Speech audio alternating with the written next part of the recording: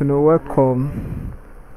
This is Neco year 2019 Civic Education past question number 2. Nafdac was established in 1984 by the regime of Dash.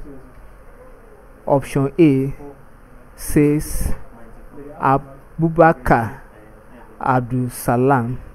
Option B Ibrahim Babangida. Option C Muhammadu Buhari. Option D Olusegun Obasanjo. Option E Umaru Musa Yar'Adua. The correct option here is option B, Ibrahim Babangida Igbadamusi. I want to talk of Nafdac.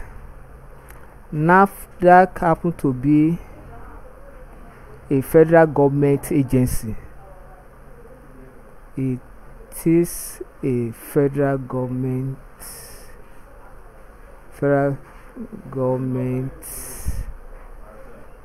agency, and it is not an independent agency. It is under the Federal Ministry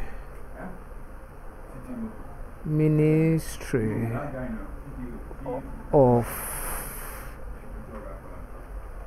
Health. So it was established by Ibrahim Babangida. Thank you and God bless you. Ensure you subscribe for more of our videos.